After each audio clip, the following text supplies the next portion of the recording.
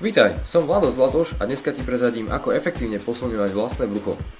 Na začiatok si zhrnie, že čo obnáša mať oslabené brušné svaly alebo práve naopak spevnené brušné svaly.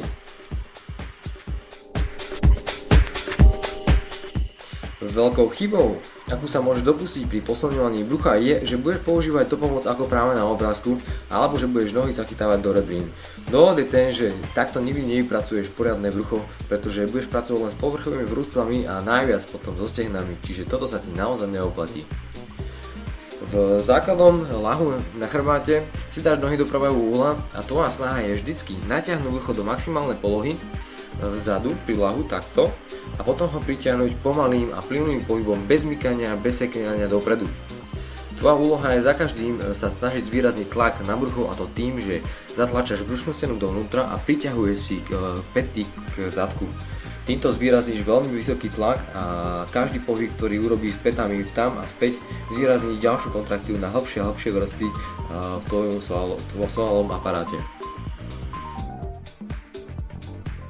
Ak budeš chcieť zvýrazniť tlak na brušnú stenu, môžeš zatláčať rukami do stehnej svalov, buď z jednej strany alebo z druhej, prípadne zatláčať s vystretými rukami dlaňami o zem.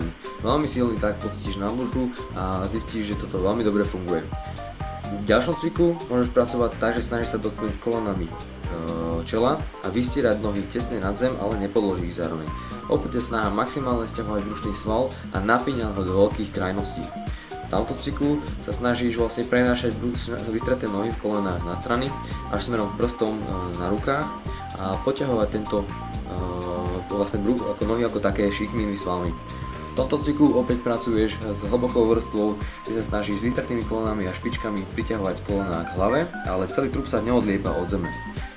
V tomto cviku práve naopak sa odliepáš celý od zeme a ostávaš sedieť vlastne len na kostrči alebo na zadku.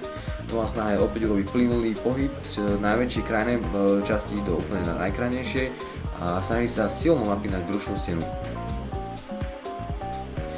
Pri tomto cviku máš lakte zhruba na úrovni nosa a keď sa oprieš špičkami o zem, dvihneš sa do jednej úrovne a pracuješ so špičkami vpred a vzad.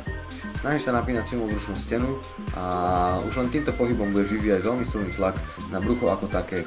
Stačí pridať trošku alternatívu, kružlivé pohyby do strán, dopredu, dozadu a tak ďalej a zistíš, že za 30 sekúnd precvičíš brucho veľmi efektívne.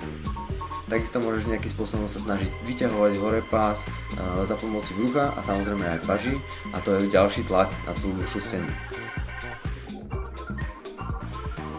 No a na záver si prejdeme základné zásady efektívneho posilňovania brušných svalov, ktoré ťa posunú vo výkonnosti ďaleko dopredu.